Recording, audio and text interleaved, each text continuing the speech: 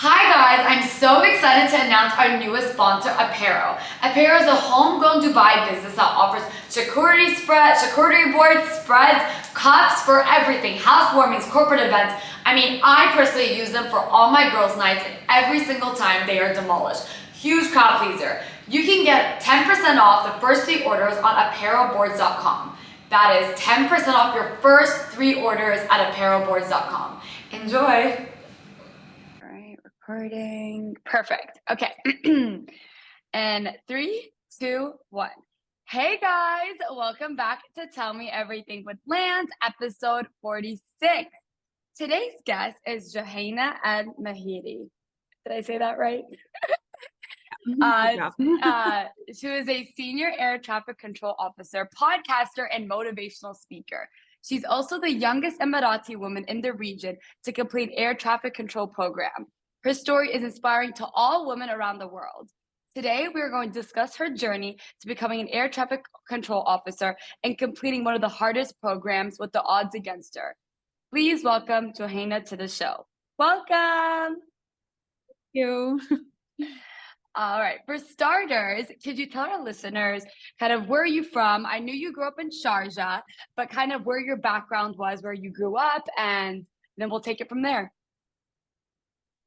So I was born and raised in the United Arab Emirates. I'm proudly mixed race. My father is Emirati, my mother is Tanzanian, and even from my mother's side, she's also very mixed race. So I'm a little bit of everything, I feel, from the region. So yeah, I grew up in Ajman. I studied in Sharjah, and then when I got into the air traffic control program, I moved to Abu Dhabi at the age of 19, and I moved out. So I've just gone from the north, moved to the south, and this is where I live my life now, because work is the priority. So what was it like growing up? So I grew up in Dubai too. So I'm an expat. You know, my parents are American Lebanese and grew up around all these nationalities, all different types of cultures. Was it the same for you? And how do you think growing up with being from a mixed race household, growing up in one as well as being surrounded by one, how did that impact your childhood? So growing up mixed race, I feel like it's a similar story that most mixed kids around the world have, regardless of what the mix is. And people can't quite pinpoint exactly where you're from. So because of that unfamiliarity, it's either people come off as rude or just as simply curious, and then you can educate them. So I just took it upon myself to be like, okay, I feel like people need to learn more about mixed kids. And I feel like there are I feel like there's a variety of mixed kids, but usually the majority goes down to, oh, I'm very proudly mixed race, or they want to hide one of the races or something like that if they look more like one race than the other or anything like that. So for me, it was a little bit tough in school in terms of the fact that I got bullied. My hair was curly and not straight.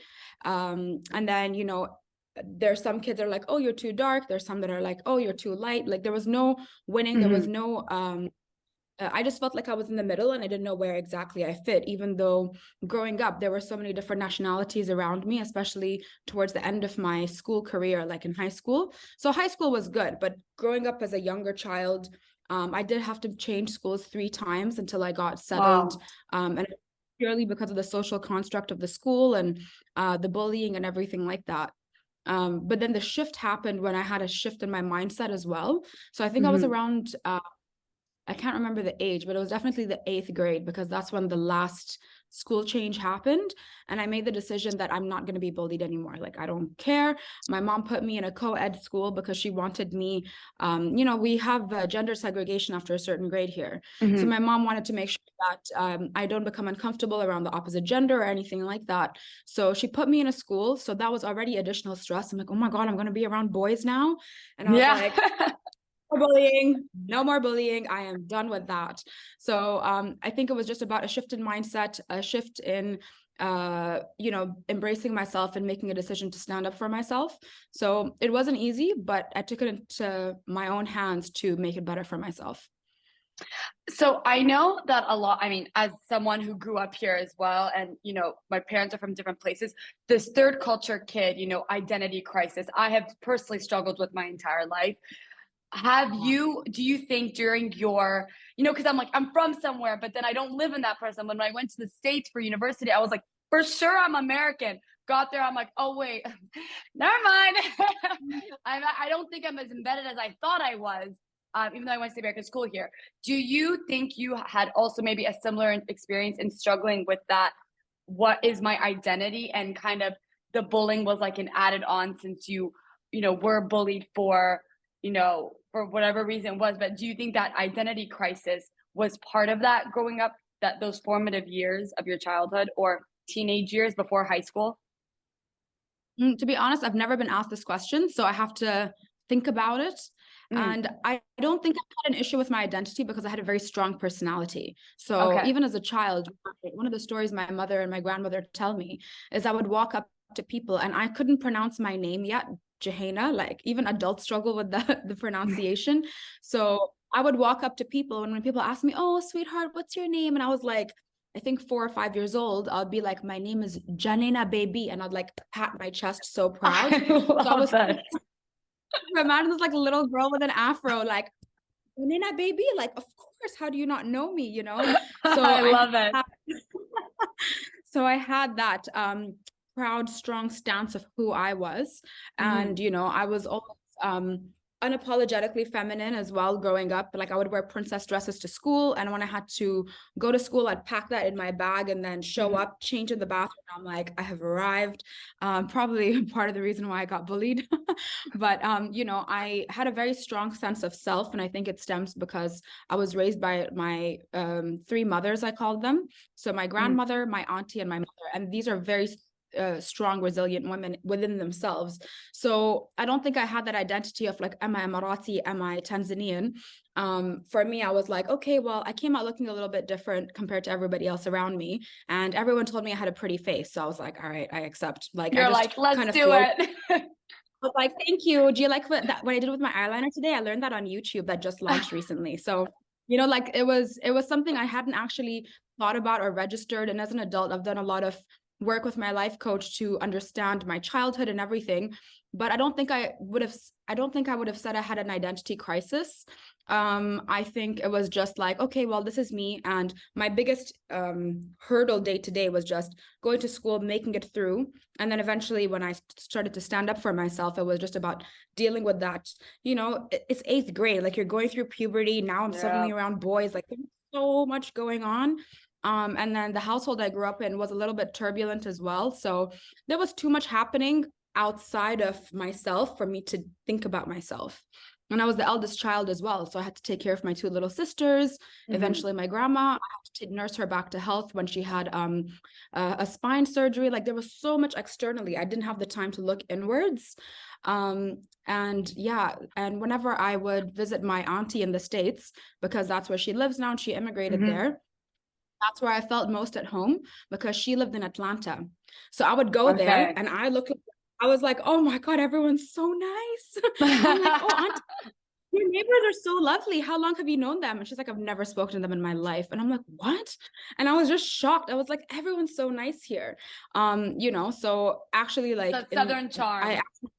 Positive, that Southern charm, and that's the experience that I had. So when I went there, I'm like, wow, look at all these people. And because I spoke good English here, and at one point I was in a government school, especially in my younger years, like I just felt like I wasn't accepted. And then I go there and everyone's like, oh wow, look at this little girl from Dubai who speaks such good English. And I was like, now as an adult, I'm like, oh, there is a little bit of bias behind that.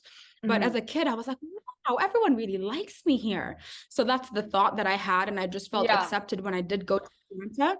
And I think it's because I had that mixed kid look anyway. So I think it just worked out that way. And I felt really comfortable when I visited my auntie. When I came back here, I built my own niche, and like all the friends I hung out with in high school, when I did make closer friendships during my school career, everybody else was mixed race as well. There was one girl who was British Lebanese.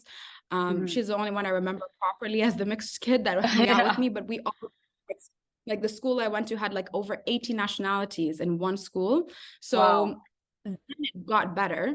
But yeah, I don't think I had the time to look inwards and be like, oh, like, who am I? Where do I fit in? What's going on? I was like, okay, my hair is curly. I'm going to straighten it because that's the only way I knew how to manage it. And that was it. Like, that was Me too, and I close. still suffer from the. I mean, same with. I mean, I can also relate to that a lot because I went to the American school here in Dubai, and everyone was basically, you know, there were a lot of Americans there at that time, blonde hair, super straight, or they were Arab, like I am, have Arab, and they would straighten their hair every day. So I'm like, okay, so curly hair is not cool, quote unquote, and I would Yeah, also feel like I exactly. would have to straighten my hair all the time. Now I embrace it. Oh, 100%. Yeah, like I have a whole curly hair regimen and everything. Like I love Yes, it. It's same. I go. You know, but it took a while to shift to that, you know, because I didn't learn as a teenager how to take care of my hair other than braid it, because my grandma believed protective hairstyles. So that whole like hydrate your hair, scrunch, curl, and let it go. I just walked around like this frizzy bobblehead. So I was like, nope, Same. I'm straight. I had those like emo side sweep bangs with like a streak of Yes. blue in it, like Let's go. and I would like I all the time, exactly. I look sometimes look back at my photos that were a little bit off topic, but I would see that I wanted to cut my bangs. Cut my bangs. Why on earth? I do it. I'm like, Mom, why did you okay this? You were like, you kept pushing me. I didn't know what to do. I was all about confidence and whatever you want to do to you. I'm like, oh my God, I can't look at those photos. Can't. Yeah, I had my hair layer. It was like little salon in Ajman, and it was like shady. Like now when I look back at it, it was shady, right? And I went in there and I was like, I want hair. And I showed them something off the internet with this like emo kid with side sweep bangs. So straightened, I had the look, but to continue straightening my hair like that, with curls, it just looked so awkward. It was like boop, boop, boop, boop, boop, boop, boop. I sometimes look back, we just have to embrace it. I do think, I know we're a little bit off topic, but I do feel like we are in a year now where curly hair is finally embraced. And I know this goes more into confidence and how we look, but it definitely is more embraced. Curly hair method forever. Okay, so I'm just wondering, when you look back at that time, was there a formative moment or year that you're like, okay, this is where I transition maybe from being bullied, being not so confident to, okay, no, I know you said that you kind of had your identity, you were a confident kid growing up, but do you ever look back on a moment up until you're 18 years old where like, this was a formative moment in who I am today?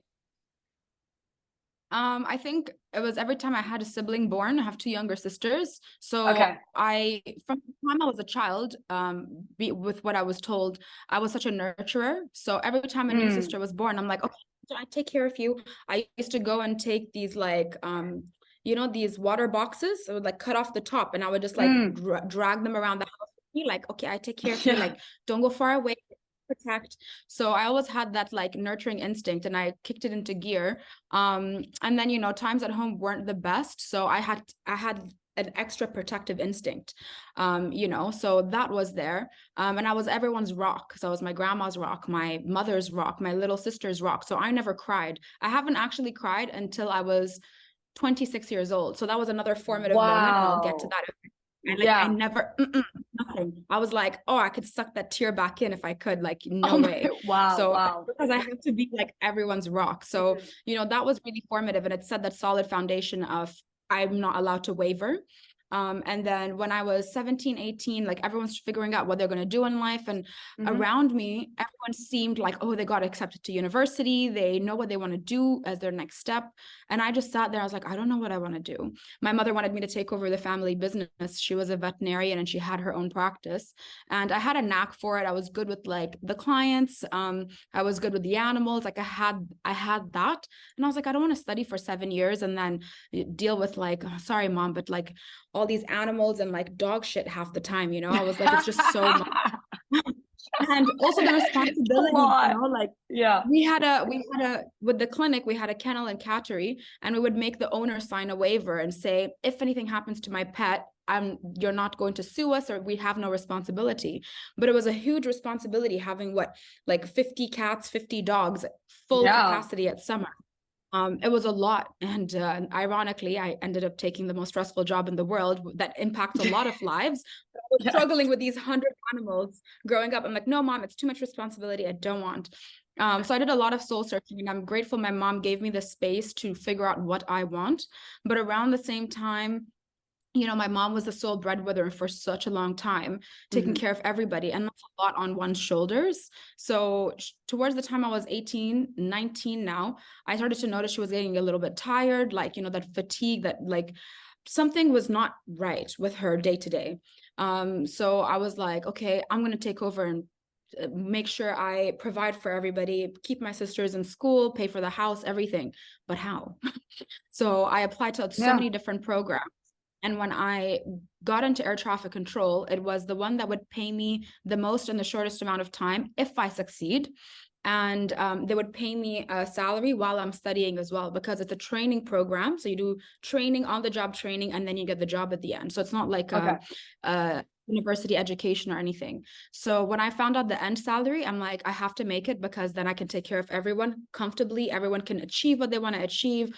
Like, so I had that pivotal moment where even when I got into the program, I didn't realize the gravity of the job just yet, because my end goal was to take care of everyone. So that was also another pivotal moment when I was 18, 19 years old, when I applied for the program, got into the program, and I decided, that's it, I'm going to make it happen. And then I get there, and there's only one other Emirati girl that makes it, and every other girl that came after her failed. And some girls would walk in on the first day, see how complex the airspace map is, and they would leave. They wouldn't even say, they're like, okay, we're going to go now. And they would just walk out the building before signing the contract officially. So that's how intense it is. Like, people have walked out just by looking at a map. So I was like, well, I have to make it, because I've got 3 people relying on me to make it. So having that shift again in mindset of, I have to do it. So I put my head down for like 2.5 years, got it done. And then after I made it through, I realized the achievement I made in the facility. I was the youngest girl to ever make it as quickly as I did. The youngest you can get your license, I got it. Like, I was bada bing, boom, boom, done. Like, you're like, let's do it. Yeah, exactly. And then as I continued to grow, and I moved out of the house when I was 19. It was such a big shift. I moved out of the house. I took up one of the most toughest training programs in the region and the world as well, because we have one of the most complex airspaces that we're working. And then I made it through, and then I was out in the world, and I'm like, okay, now what? So I was like, okay, well, I go to work. I work 6 days on, 4 days off. And my 4 days off, I'm like, okay, now, what am I going to do? Went to university, finished my degree. And then in that time of just, I got a life coach. I continued to work on my brand, which happened by accident on purpose, in terms of public speaking and doing interviews with you and all of these things. So I've just kind of just taken it step by step and flowed. But again, there's been growth in terms of career mindset. I told you I didn't cry till 26, because I just really didn't feel safe enough to let it out. But now it's good. If I need a release, I have a release, all of that. So it's just a constant shift. You're constantly growing. How I'm going to grow next, God knows. Maybe if I get my 4th dog, I'll have this revelation moment of okay. But yeah, so how I continue to progress now, it's constantly changing. I feel like as a human being, you're constantly shedding your skin, evolving. I'm like a very, very, very thick onion. So we'll see what comes next. I mean, your story is remarkable. And I, of course, I did some stalking before. I was like, wow, your story is amazing. And I know one of the things, that you have just mentioned is that, in those 2.5 years, failing was not an option. You had, you were like, I'm going to make it, even though there's, 0.2% acceptance rate. I think, is it the women's acceptance rate into the program? Yeah. And you're worldwide, that's the worldwide. And that's nuts. So I can imagine the map is probably super dynamic and complicated. Was there, I know in 2.5 years you were super motivated to get to your end goal, but as humans are, we have days where naturally we're like, oh my God, can I do this?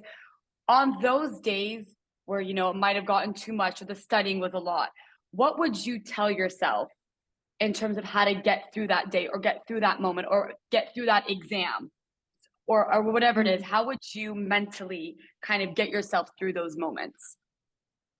So I think I was blessed to have the people around me that showed up into my life when they did showed up at the time for the right reasons. So when I first started my career, again, I moved out. So I'm like completely on my own in a new city.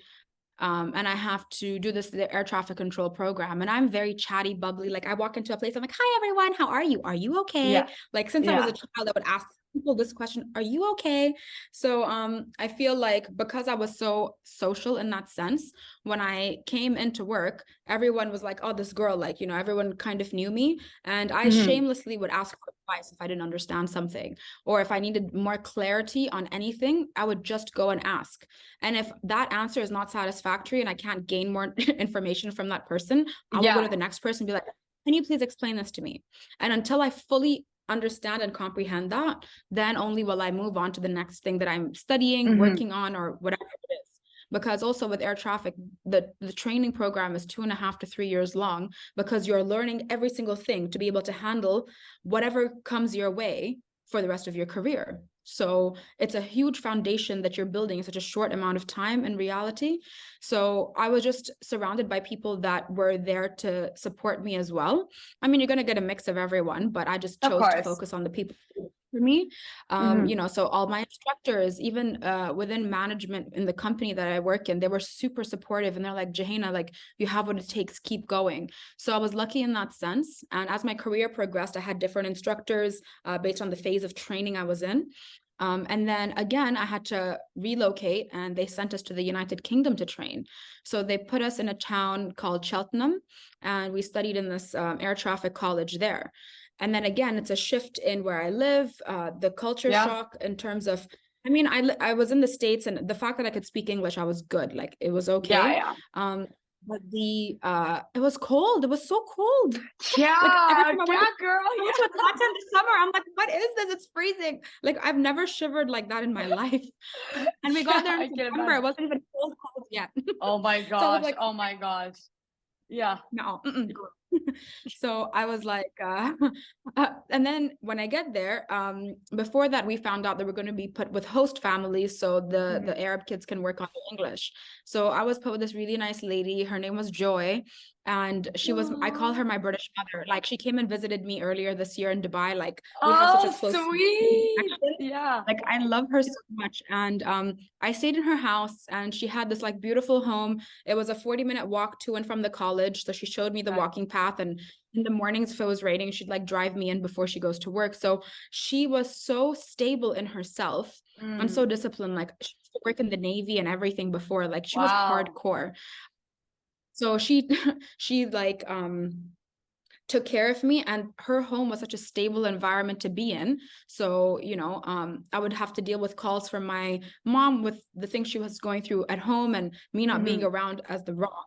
And then Joy was so stable with everything. Every day, it was a similar routine, which I never had growing up. I was like, what is this? You can just be chill the whole day? And everything is good. Wow. Yeah. You know, so we built a really strong bond and connection, and she was that grounding force for me there, because you're learning all, I call it the ABC of ATC. So like I learned everything that will build my that was my solid foundation to build when I come back to Abu Dhabi to continue my training. So she gave me that stable environment, and I knew I could go to her and talk to her. And there was one other lady in the training school. Her name was Janet, and she was also supportive. Like I could go to her and like complain. I'm like, oh my God, I have cramps today. Like what's happening? And I can't talk to her about this, you know? So it's nice to have, even though there were very few women around me, they were quality women. Oh, hey guys, didn't see you there. Support for Tell Me Everything with Lanz is brought to you by Manscaped, who is the best in grooming. Manscaped offers precision engineered tools to help all your shaving needs. Guys, I have bought these Manscaped performance packages for my husband, for my brother, for my dad. They absolutely love it, and I'm here to offer you 20% off your order. Get 20% off plus free shipping with code LANZ, L-A-N-Z at manscaped.com. That's code LANZ with 20% off and world shipping. Free worldwide shipping. Enjoy! So the few women that I had, there were, Yeah. it wasn't a high quantity because of the industry that I ended up going into, but they were quality women, it was just so good to have that support system. So it's not like I had that internal dialogue of, okay, I had that resilience of keep going, you have to make it, but the people around me made it better. Because it's not an easy journey, Especially when you're moving to different places and you're being put in the cold in the UK. And, of course, there's only, I think, so much the mental can provide for you in those moments when you have that support system around you, of course, pushing you and being like, you got this, keep going. Of course, I'm sure that helped. Yeah, and then even like I was the only girl on the batch with 5 other Emirati boys. So us being in a completely different country on our own, yes, we had our own host. We built such a strong bond. So we hung out and went everywhere together all the time. Like we would eat together, go to the gym together, hang out together, study together after school. Like we did everything together. So when we came back here and there's that one girl in abaya with 5 kandoras, everyone's like, what? Wait, whose sister is she? Because that doesn't look right. Yeah. So the culture, we came back and had culture shock. Like, why are they all hanging out with Jouhayna like that? Reverse culture shock. It was like reverse. Exactly. I was like, I came back. I'm like, I miss you guys.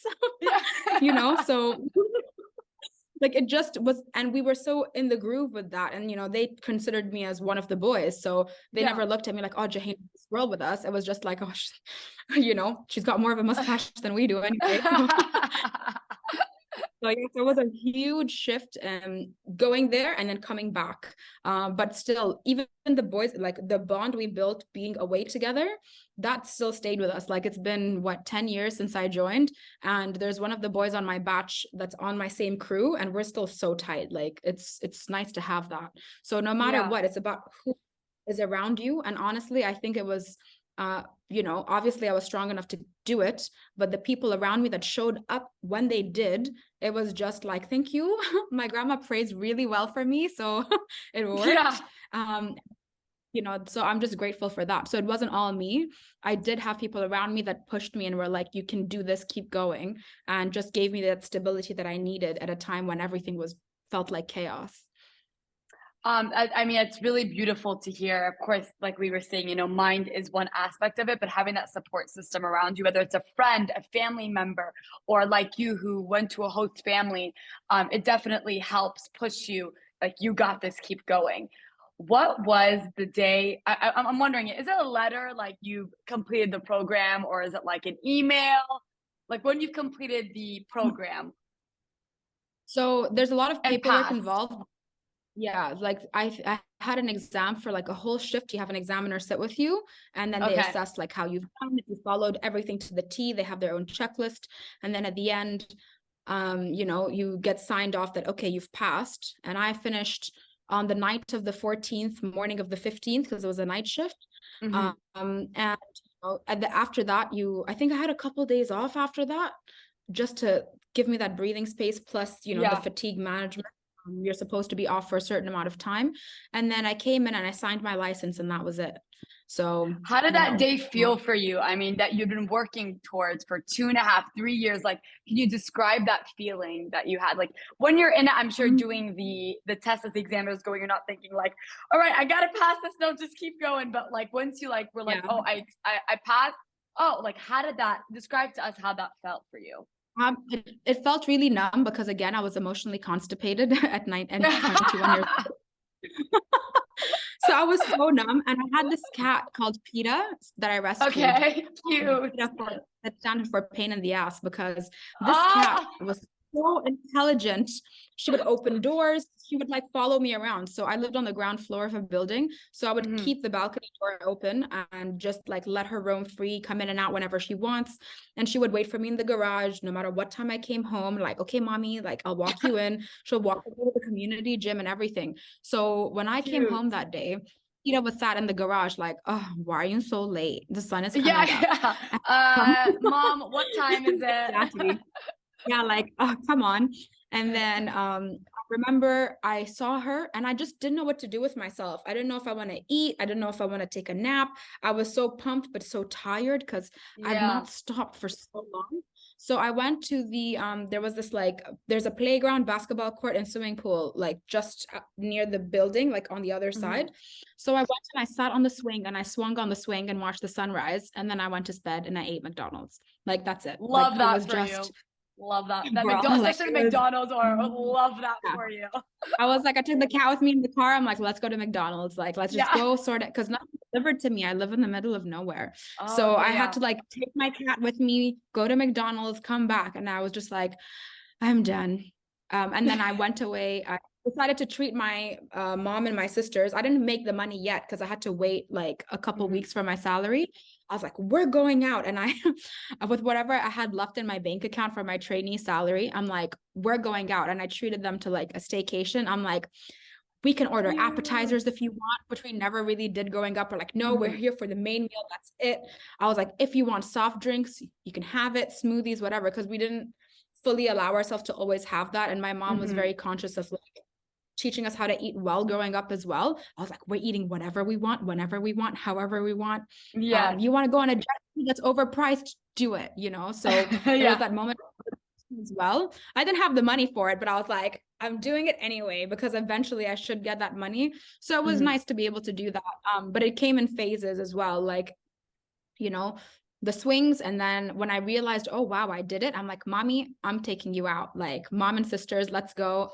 Wait for the weekend for my to be off. And we just had the best 3 days. It was so good. So that's how I celebrated it. So that was how you celebrated it. So as someone who, you know, you kind of chose this program as well as for, you know, the shortest amount, with the amount of pay that it was going to give you and all these things. But did you actually have a passion for this industry, and have you grown to love it now that you've been in it for what, 10 years now, almost? Yeah, 10 years. 10 years. So yeah, to be honest, when I first got into it, I always had a fascination with airplanes, you know, and it stems from all the travel we did growing up to go visit my auntie. I'm like, how in 14 hours did I cross all of this land and ocean and all of that?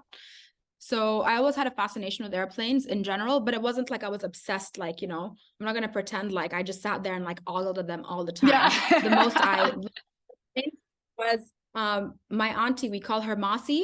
So whenever she used to come and visit us as children, we're like, Masi came here in an airplane. So every time I see an airplane in the sky, I'm like, bye, Masi. Like, I know she's in Atlanta, but I'm like, bye, Masi. And that's the connection to airplanes. And then growing up, I always liked the feeling of like being in an airport. So with my mother's work, we did a lot of like relocation work for animals. And the staying up all night to get an animal from point A to point B and wait for that text message, because we didn't have like flight radar or anything to monitor a flight. You just have to wait until the owner texts you they have arrived. So just that paperwork and the fact that everything is so quiet at night in an airport, that so much is going on with, like, it's quiet outside, and then you get to the airport and it's like busy, everything's being done. So I did have a curiosity in that sense of like, oh wow, airplanes are cool, but it wasn't more than that. Like, you know. And then when I was applying to air traffic control, the other program I applied to was to become an aircraft engineer, pilot as well, and a bunch of other ones that were available at the time. I applied to so many, but in terms of aviation, those are the ones I applied to. And it was something that I just wanted to get into because I knew the money would be good and I'd have that stability. And then when I got into it and I was learning everything about it, I'm like, oh, I think I have a knack for this. But you don't know you have a knack for it until you work real airplanes, because you learn everything theoretically, and then you go into the simulator. The simulator isn't even close to real life. It's a good enough simulation to know if you have what it takes. And then when you go into live traffic, live operations, you're sat with an instructor by your side to make sure like you keep everything safe and you're working with their license. That's when you find out if you have what it takes. But that's 1.5 years into the training. So damn. Yeah, like it's not like you find out straight away, like, yeah, you have what it takes. Like, it's I got 1.5 years in. And then you get in, and then you're doing live training for almost 1 year. And only at the end do you find out, after you've succeeded, that, okay, yeah, I can make it and I will make it through, because the fail rate is way higher than the success rate, like well over 50%.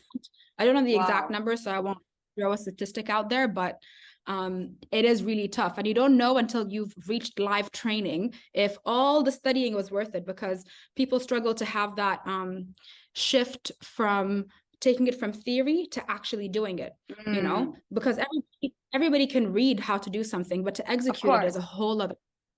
And to control all the planes in the sky, that's a whole other ball game. So I had a moment in the simulator where I did a sim run, and it was a tough one because it was towards the end of our training within the simulator. And the instructor that sat next to me that was assessing and grading me, he asked me if I had seen the exercise before. He's like, have you seen this before? Because you saw everything that was going to come to you, you know, because you have to, as part of air traffic control, you have to look out and see all the airplanes that are coming, formulate a plan, and then execute it when they call you. And he turned to me and he's like, did you see this exercise before? You knew everything that was coming. I was like, no, this is our first run of the day. Like, how would I have seen it? And then that's when I realized that I have what it takes. And then the boys in the classroom, they, you know, we in the sim environment as well, you can see what everybody else is doing because you work as a unit together, airplanes seamlessly. And the boys were like, oh, Jouhayna, it's like she knew everything that was coming because she's half African. I'm like, that has nothing to do with anything. You're just using my eyes. And I had that moment of, I think I can do this, just based on that. The training goes up and down. So one day you're like, I'm the best. And the next day you're like, wow, I know nothing. You know, so it constantly fluctuates. But that day I was like, I think I can do this. And then when the simulator and the management in training told me, Jouhayna, you've passed, you're going to the real life operations. I was like, okay, clearly they think I can do it too. And then that was enough drive to continue to push me and propel me forward. So yeah, and I've grown to love it over time, because if you have a knack for something, and not everybody has a knack for that, for this kind of job, that's why the fail rate is so high. I've definitely grown to love it. I can't see myself doing anything else. There's a certain personality and strength that you need to be able to do a job like this well for as long as I've done it, because something that I didn't have a knack for, I wouldn't have stayed in this for a long time. I would have tried to get an office job, go into supervising. But now what have I done? I emailed the day I was eligible to become an instructor. I'm like, I want to teach people how to do this, you know, and that's what I do now as well. I'm training. So they put me through the training to become an instructor, and I do that with live operations, because that's where you can really train someone and change their lives, because most people would have come and they have to make it as well, you know, for their families and everything. So I've grown to love it. I love teaching my students. It's something like when I see them do a good job and they're thriving. You're like, yes, queen. Yes. I'm like, yes, queen. Yes, king. Yes, whoever you identify as. You know, because it's so fulfilling and so like satisfying to have your student pass. And in the last, I think it's been 3 or 4 years now I've been training, I've had one girl that I got through the training. Just one in like 4 years. Wow. So I'm waiting for the rest to come through. So yeah. That's how difficult it is. Yeah. I mean, I was going to ask you, how do you deal with that? Now you said you're also now teaching students. How do you deal with the stress that comes with the job of being, you know, doing your 6-day shifts and then 4 days off? I mean, how do you deal with that stress in the moment? Do you just like not think about it? And you're like, I'm not going to think about that. Like, these are actual planes flying. Or are you like, no, I'm well aware that there are hundreds of people on these planes. Like, I just got to focus. Or do you like kind of not deal with the stress and just like live in the moment? If I got to do this. To be honest, when the environment I work in, we call it a radar environment. So you just see dots on your screen. Dot has a little bit of information next to it. Like, for example, if it's an Emirates flight, it's an Emirates flight, it's an Airbus 380, its speed is this, it's climbing or descending through a certain altitude, and you're cleared to a certain altitude. So there's a certain amount of information that are in your like aircraft labels, and you can even see that information on flight radar like easily. So I don't think about it like, unless my grandma's flying in and I'm trying to get her high speed and land as quickly as possible, I don't pay attention or think about, there's like 800 people on this airplane or like whatever it is, because it's my job to ensure they get from point A to point B safely. There's certain procedures that followed in order to ensure safe skies, following the rules, and if I'm teaching, to make sure my student is doing that as well.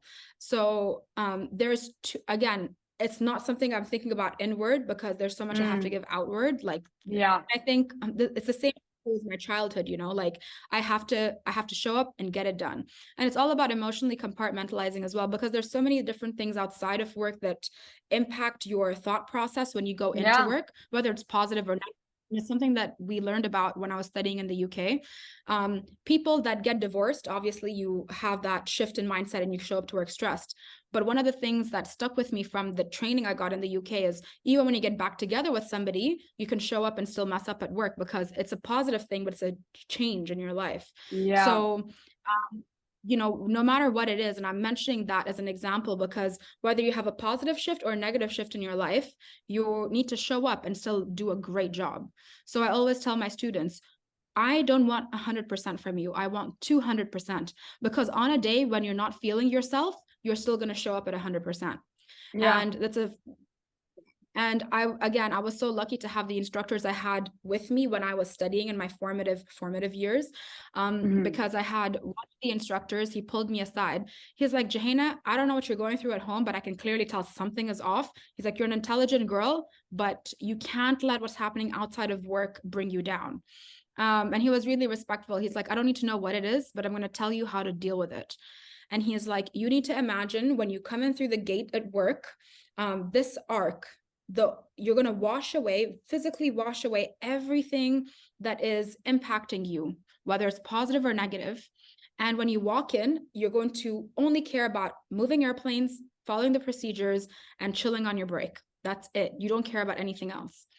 And at the beginning, it was tough to have that visualization, but I was consciously doing it and practicing it whenever I went into work. And it's something also like passed down to my students as well.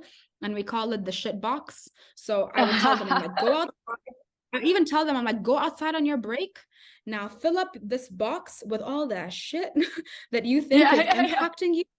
Yeah. And then you close that box and you leave it there, and you come into work and you're ready to work. And when you're done with work at whatever time our shift is over, you walk back out, and it's up to you if you want to deal with that box. But the only thing you care about are controlling planes in here. And you have the knowledge and ability to do what it takes, because you've reached this part of your training, which is live operations.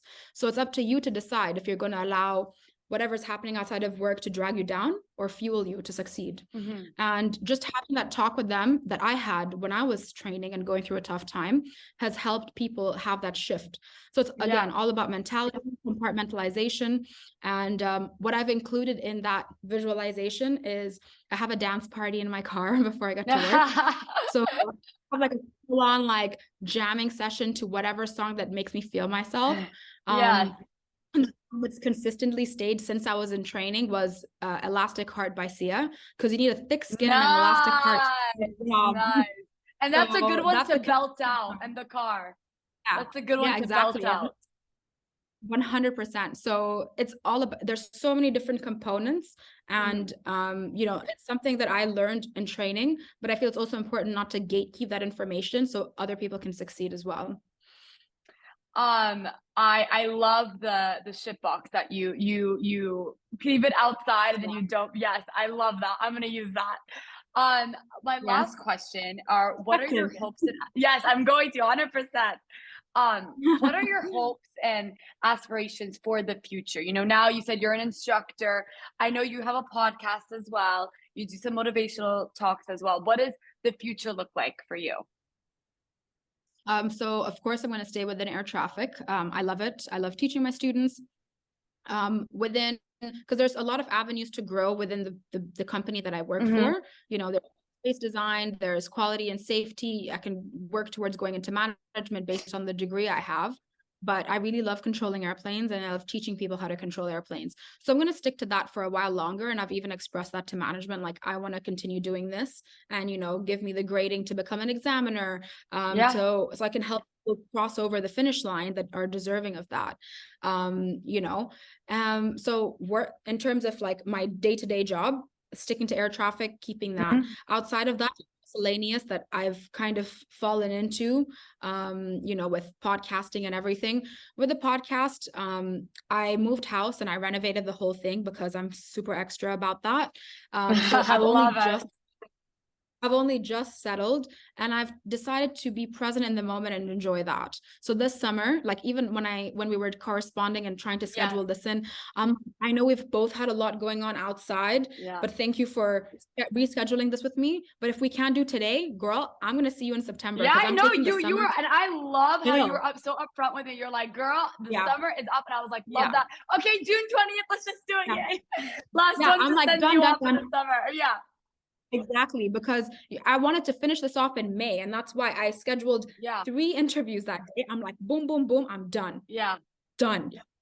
So for you, I was like, I agreed to this from early on. You seemed really nice, but I set that boundary with myself. I'm like, I need to just chill and enjoy life. Like, I got married a few months ago.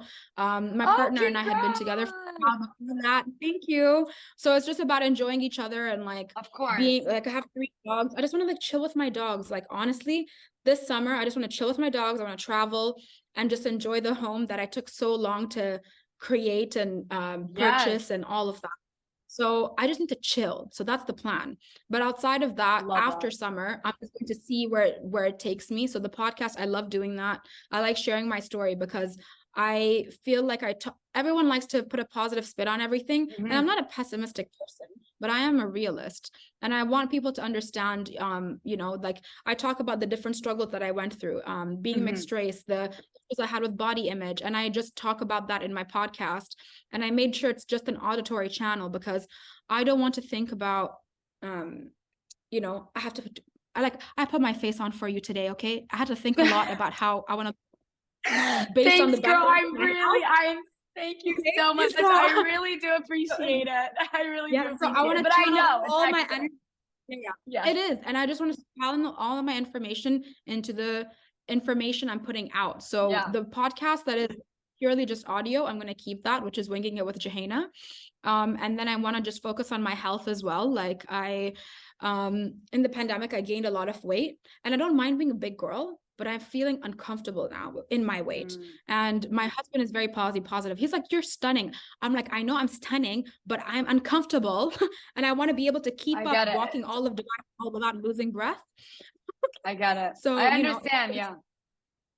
So I really just wanted to focus on my health, focus on just being present in the moment, because I've always been, what's next? I finished air traffic, huge milestone.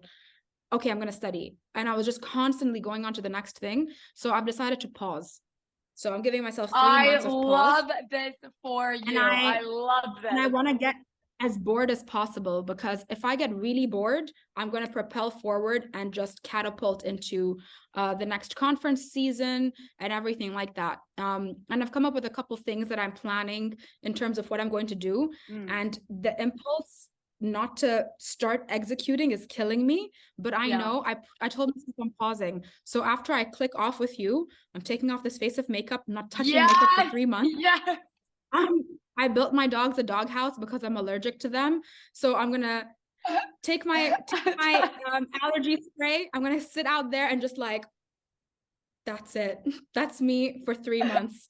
So pay attention to me in September, because I don't know what's coming, but we're going to see. But the consistent thing I'm going to keep doing is going to work, training my students. They gave me a new student recently, so it's a whole bond we're building, and I'm trying to get him to fine. So that's my sole focus: work, my student, my dogs, my husband. Not in that order. So it depends on the day and my mood, who takes priority. And your mood for that day. All right. Well, I'm so blessed and happy that I was your last podcast interview for this summer. You deserve this well-deserved break, really. I mean, you've been hustling for like 10 years, literally more. So thank you so much for coming on the show today. You have not stopped. Thank you for having this break. Taking the time. Thank you so much. And guys, don't forget, like, subscribe, and I will post Winging It, your podcast, in the show notes. Anyone wants to check it out can, and I'll see you next week. Bye, guys.